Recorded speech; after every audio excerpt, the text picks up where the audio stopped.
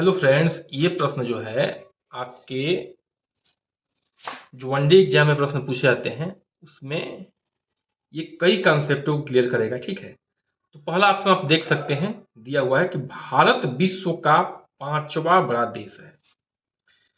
तो भारत विश्व का पांचवा बड़ा देश नहीं है क्षेत्रफल की दृष्टि से। ये कौन सा है? सातवां बड़ा देश है। इससे पहले कौन कौन से 7 देश बड़े हैं? रूस, कनाडा, चीन, अमेरिका, ब्राजील और ऑस्ट्रेलिया। ये 6 बड़े देश हैं। ठीक है, तो ये सातवां बड़ा देश है क्षेत्रफल की दृष्टि से। तो आपको यह समझना है कि पहला ऑप्शन क्या है? गलत है। स्थल मंडल के कुल क्षेत्रफल का लगभग 2.4% भाग अधिकृत किए हुए हैं। भारत की दृष्टि से बात हो रही है, तो भारत जो है स्थल मंडल की दृष्टि से, ठीक है, 2.4% ही इसके पास है। तो ये दूसरा ऑप्शन बिल्कुल सही है। ठीक है, दूसरा सही हो गया, पहला गलत हो गया। समूचा भारत उष्णकटिबंध में स्थित है, तो बिल्कुल ये ऑप्शन गलत है। ठीक है, देखिए जो कर्क रेखा और मकर रेखा है वो क्या है? उष्णकटिबंधीय क्षेत्र है। ठीक है, तो 23.5 डिग्री उत्तरी यानी कि कर्क रेखा और 23.5 डिग्री दक्षिणी यानी कि मकर रेखा, इसके बीच में उष्णकटिबंध होता है। लेकिन भारत का फैलाव जो है उष्णकटिबंध क्षेत्र में तो है ही है, क्योंकि कर्क रेखा लगभग बीच से होकर गुजरती है, ऊपर भी है। ठीक है, शीतोष्ण वाले में।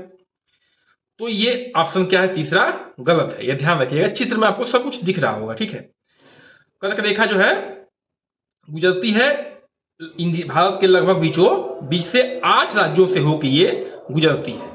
अब कह रहा है कि 82 डिग्री 30 मिनट पूर्वी देशांतर का उपयोग भारतीय मानक समय के को निर्धारित करने के लिए किया जाता है। ठीक है, देखिए भारत में एक ही मानक समय है, वो यही है। कितना है? 82 डिग्री 30 मिनट पूर्वी देशांतर। ये पूरा कंप्लीट आपको याद रखना है, 82 डिग्री 30 मिनट पूर्वी देशांतर, ये आपको कंप्लीट याद रखना है। ठीक है, यही भारत का मानक समय है। चूंकि गुजरात से और अरुणाचल प्रदेश के बीच में मानक समय का डिफरेंस ज्यादा है, 2 घंटे का है।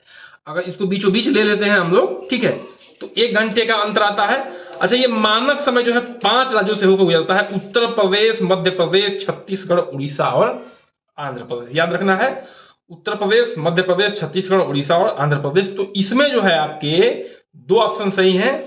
ठीक है, दूसरा और चौथा यानी कि डी ऑप्शन क्या हो जाएगा आपका? बिल्कुल सही हो जाएगा। तो आशा है कि इस प्रश्न से आपको